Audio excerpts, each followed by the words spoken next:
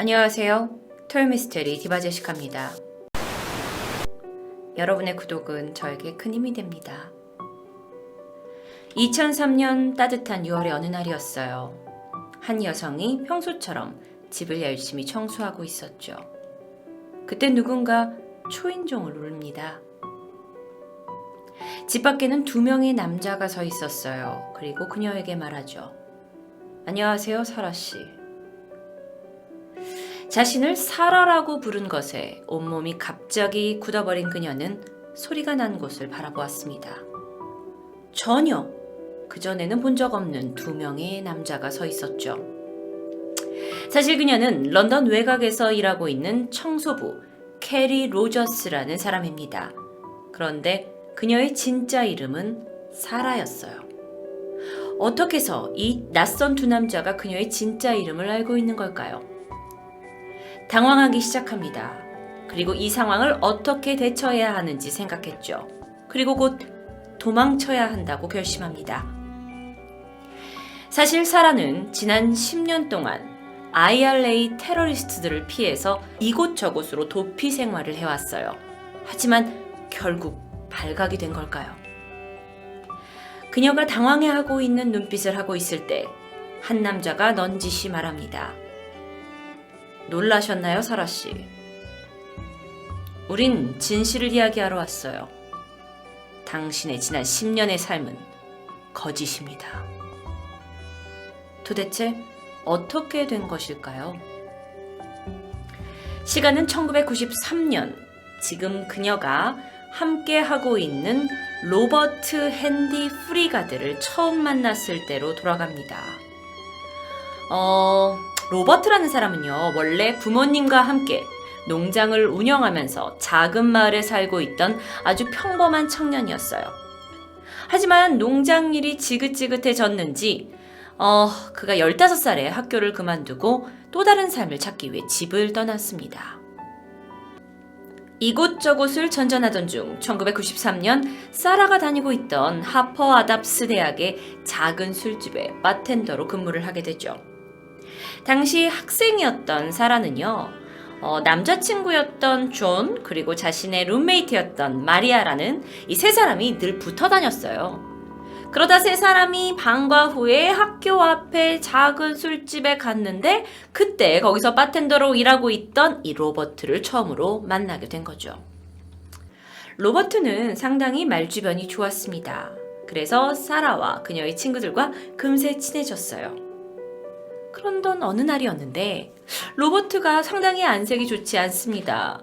이제 서로 친해진 4사람들이었는데 이 친구들이 야, 무슨 일 있어? 하고 이유를 물었죠. 하지만 그는 무언가를 숨기는 듯 선뜻 대답하지 않았습니다. 그렇게 며칠이 지나고 로버트는 큰 결심을 한 듯 3사람에게 할 얘기가 있다며 한자리에 모이게 하죠. 그리고 로버트는 아주 은밀하게 자신은 사실 바텐더가 아니라 현재 이 대학교 내에 IRA라고 부르는 북아일랜드 해방기구를 추격하고 있는 영국의 군사정보국 MI5 소속의 비밀요원이라고 소개를 합니다. 여기 친구들은 다 깜짝 놀랐죠. 하지만 더 놀라운 것은 너네 친구들도 나와 함께 MI5와 함께 할 것을 권유하게 되는데요. 자, 여기서 조금 설명을 드려야 될 것 같아요. MI5라는 것은요, 영국의 어떤 비밀 조직이라고 할 수 있는데 당시 영국에서는 이 북아일랜드의 독립을 위해서 싸우고 있는 무력단체 IRA가 도심에 막 폭탄을 터뜨리고 하면서 시민들이 한참 공포에 떨고 있었던 그런 상황이었어요. 그리고 실제로 이 사라라는 인물이 다니고 있는 하퍼 아담스 대학교의 30%가 아일랜드 사람이었습니다. 그러니까 이제 막 대치를 하고 있는 그런 굉장히 민감한 상황이었죠. 실제로 몇 해 전에는 이 학교 내의 IRA 조직이 총기류를 밀매하다가 적발된 사건도 있었고요. 그러다 보니까 사라가 이 로버트가 얘네들을 추적하려고 들어온 어떤 비밀 요원이다라는 이야기가 사실 낯설지는 않았던 겁니다. 그래서 결국 3사람은 그 로버트의 권유에 따라 MI5에 합류하기로 결정을 했고요. 이에 비밀 요원이 되기 위한 여러 가지 훈련을 받기 시작합니다. 자, 어떻게 훈련을 받았냐? 그 훈련은 로버트를 통해서 이루어졌는데요. 사실 내용이 상당히 궁금합니다. 그런데 잠깐 살펴보면 체력 단련을 해야 한다면서 갑자기 로버트가 친구들한테 주먹을 날리고 이거를 이제 상대하고 피하는 일이 훈련 과정의 일부였고요. 게다가 가끔은 지나가는 낯선 사람한테 사랑 고백을 해서 키스를 하는 훈련. 그러니까 뭐 약간 비밀 요원으로 일을 하게 되면 낯선 사람도 빠르게 매력 어필을 해가지고 끌어들여야 한다. 뭐 이런 훈련의 일환이었나 봐요. 과연 이게 필요한가 싶지만 이 세 사람은 이것 또한 MI5 비밀 요원으로서 필요하다라고 이제 세뇌 교육을 받았기 때문에 성실히 임했다고 합니다. 그리고 그로부터 몇 개월 후 드디어 이 세 사람은 당신은 이제 이 MI5의 정식 요원이 되었습니다 라고 인정받게 되죠. 바로 이어진 그들의 첫 임무는 학교 내에 있는 수상한 인물을 알아내는 것이었어요. 그래서 세 사람은 로버트의 명령대로 이제 학교에서 조사에 착수했고요. 사람들을 막 알아보면서 로버트에게 수차례 보고서도 제출하게 됩니다.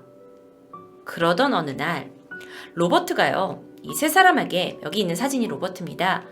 급히 중부지방에 있는 IRA 조직, 테러리스트 조직들을 수사해야 한다고 명령을 했고요. 결국 이 세 사람은 학교를 중도에 그만둔 채 중부지방으로 떠나게 돼요. 그런데 이곳으로 옮겨서 활동을 한 지 얼마 지나지 않아서 로버트가 다시 이들을 한자리에 모읍니다. 그리고 아주 당황스러운 소식을 전하게 되는데요. 우리가 하고 있는 이 영국의 어떤 비밀 요원의 우리 신분이 그 테러리스트 조직한테 탄로가 났다. 그래서 이제부터는 각자 따로 흩어져서 숨어 지내야 한다는 이야기였습니다. 게다가 더 이상의 그 신분의 흔적을 지우기 위해서는 각자 은행 계좌에 있는 돈을 비밀 경찰 은행 계좌에 넣어라라고 명령받았고, 세 사람은 책임감에 있어서 로버트가 각자 지정한 그 은행 계좌로 돈을 넣고 로버트가 지정해준 지역으로 이주하게 돼요. 세 사람이 뿔뿔이 흩어지게 되는 거죠. 이후 10년이 흘렀습니다. 세 사람은 각자의 신분을 숨긴 채 그저 IRA로부터 자신의 신분을 지키려는 그 목적 하나로 숨어 지내게 되죠. 그런데 이 와중에도 10년 동안 로버트는 중간 연락책 역할을 하면서 꾸준히 이게 우리 지금 비밀 조직에서 하고 있는 것들이다 하고 소식을 전했고 임무를 주기도 했고 또 그들이 수행을 하기도 했습니다. 하지만 대반전은 여러분이 이미 예상하셨죠. 이 모든 것은 이 로버트라는 사람이 꾸며낸 허상이었어요. 그래서 그를 좀 더 알아봅니다. 로버트는 아주 지독한 사기꾼이었어요. 지난 10년 동안 사라와 존과 마리아를 다 비밀 요원이라는 프레임에 갇히게 하고 사기를 쳐서 이사가게 하고 또 비밀 경찰한테 쫓긴다고 은행에다 돈 넣으라고 하고 돈을 갈취했죠. 사실 친구나 가족들로부터 이들을 멀리 떼어놓으려고 다른 지방으로 이사를 가게 했고요. 또 한 곳에 정착을 해가지고 혹시 이 모든 것이 탄로가 날까봐 때때로 주거지를 바꾸도록 지시했습니다. 그런데 중간에는 네가 비밀 조직에서 일을 하고 있으니까 이 나라에 대한 충성심을 시험한다면서 그들에게 폭력을 가하기도 했고요. 기이한 테스트를 벌이기도 했죠. 또 위장 취업을 빌미로 다른 사람과는 접촉을 별로 할 수 없는 허름한 곳에서 일을 하게 했고요. 그렇게 해서 번 돈까지 로버트가 모두 갈취합니다. 더욱더 충격적인 건요. 이건 실제 인물인데요. 그 중에 마리아라는 사람. 이 사람이 마리아인데 마리아는 자신의 연인으로 삼았어요. 그리고 데리고 살면서 두 딸을 낳게 하고 이 비밀 요원이라는 어떤 책임감 아래 두 사람이 이제 가족들과 함께 비좁은 아파트에서 살게 하면서 사실 이들을 일거수일투족 감시하고 통제했던 거죠. 이 사람은 제가 처음부터 말씀드린 그 사라라는 사람으로 추정이 됩니다. 그리고 이 새로 나온 사람은 사라고 여기는 이제 마리아인데요. 뿐만 아니라 존까지 해서 이 세 사람은요, 지난 10년 동안 로버트한테 속아서 자신들이 비밀 요원이라고 생각하게 하고 삶을 잃어버린 채 그렇게 비참하게 살아버렸는데요. 그런데 그동안 로버트는 뭘 하고 있었을까요? 로버트는요, 이들에게 갈취한 돈으로 값비싼 차를 구매하고 고가의 시계, 수제 양복, 명품 신발로 온몸을 치장하면서 삶을 살아갑니다. 이게 도대체 말이 되나? 어떻게 그렇게 쉽게 속을 수 있었나 싶기도 하지만요. 사실 로버트는 후에 알려진 바에 의하면 타고난 사기꾼이었다고 합니다. 게다가 그는 상당히 준수한 외모였고 언변까지 뛰어났기 때문에 그들을 그렇게 쉽사리 속일 수 있었던 거죠. 한쪽의 사람들에게는 나는 비밀 요원이고 너도 비밀 요원이 돼야 해 라고 삶을 통제하는 반면 또 다른 한쪽에서는 다른 사기를 치고 다녔는데요. 그가 워낙 이렇게 수려한 외모에 언변이 뛰어나다 보니까 많은 여성들로부터 호감을 받습니다. 덕분에 아주 많은 여성들을 거느리면서 로맨스를 즐기게 되는데요. 그가 한 번은 위장 취업을 빌미로 자동차 영업소에서 일을 하고 있었는데 그러다가 부유한 여성들을 많이 만나게 되고 이들을 타겟으로 삼게 됩니다. 그는요, 이런 전략을 펼쳤다고 그래요. 자신의 얼굴은 뭐 잘생겼으니까 여성들의 이야기를 경청해주고 그들을 배려하고 사실 굉장히 기본적인 걸 수 있지만 이건 여자들이 굉장히 좋아하는 어떤 그런 남자의 부분이거든요. 그래서 이런 자세를 유지하다 보니 여자의 마음을 뺐는데 그리 오랜 시간이 걸리지 않았다라고 얘기합니다. 그의 사기 수법은 여성들이 자기에게 푹 빠질 때쯤이면 호련히 사라졌다가 다시 돌아와요. 그리고 괜히 암울한 분위기를 잡으면서 나는 사실 이런 단순한 자동차 판매원이 아닌 어떤 다른 사람이다 라는 암시를 주기 시작합니다. 그럼 여성들이 이 사람을 사랑하니까 좀 애타기 시작하잖아요. 그때 자신의 진짜 직업을 이야기하죠. 레파토리는 같습니다. 나는 IRA 테러리스트들에게 쫓기고 있는 MI5 소속의 비밀 요원이라는 레파토리죠.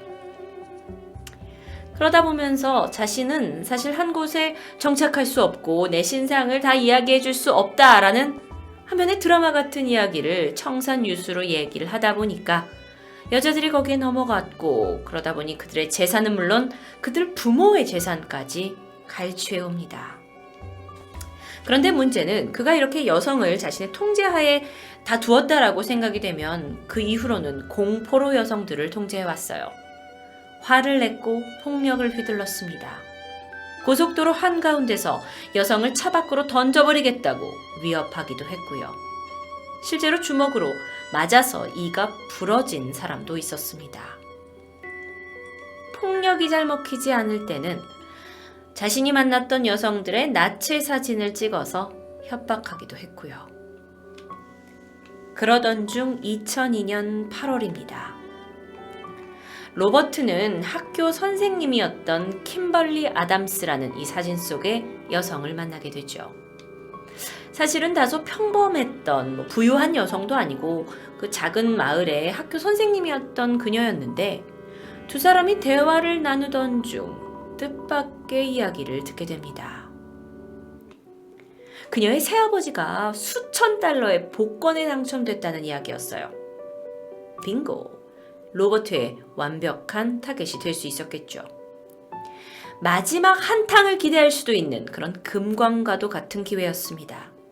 그래서 그는 전보다 더 열과 성의를 다해서 그녀에게 구애를 했고 금방 그녀의 마음을 얻어냈습니다. 그리고 직장에 전화를 걸어요. 킴벌리의 직장이에요. 그리고 킴벌리가 불치병에 걸려서 더 이상 출근할 수 없다고 통보하고는 그녀를 데리고 자취를 감춰버렸죠.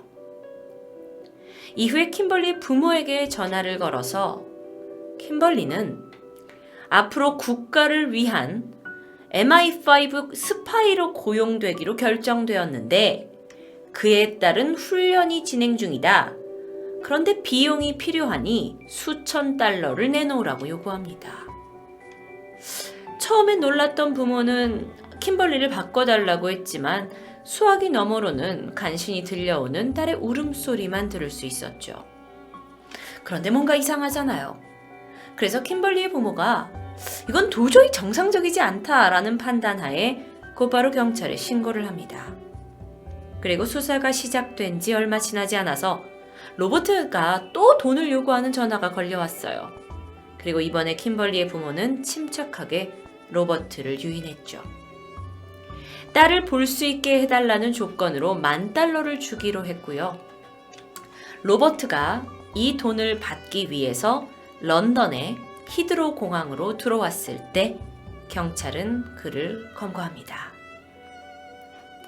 그리고 나서 경찰이 이제 얘가 보통 사기꾼이 아니구나 라는 걸 알아챘고 피해자들을 한 사람씩 찾아내는 과정 그리고 그들의 진술을 모으는 과정에서 이 로버트의 거대한 스케일 속에 있는 어떤 사기극을 알아내게 됐고 정말 어떻게 생각하면 단순하게 사람의 심리를 파고드는 이 치명적인 사기 기술들을 들으면서 한 번 더 경악하게 됩니다. 결론적으로 그는 총 10년 동안 약 7명의 여성과 1명의 남성에게 사기를 쳤어요. 그리고 총 100만 파운드, 우리나라 돈으로 14억 원에 해당하는 돈을 갈취했죠. 그의 최후는 어떻게 되었을까요? 결국 그는요, 2005년 6월 로버트 핸디 프리가드는 납치 그리고 절도, 사기 혐의로 유죄 판결을 받게 됩니다. 그는 그래서 감옥에 갔지만 사실 이 사건은 영국 내에서 큰 이슈가 되었는데요. 그리고 피해자들의 모습도 다 공개가 되었고요. 피해자들은 물론 충격에서 벗어나서 다시 원래의 삶으로 돌아가고 있지만 이미 돌아갈 수 없는 삶의 일부를 영원히 도둑맞은 셈이 되어버렸습니다. 토요미스테리 아래의 영상을 클릭하시면 또 다른 영상들을 보실 수 있습니다. 감사합니다.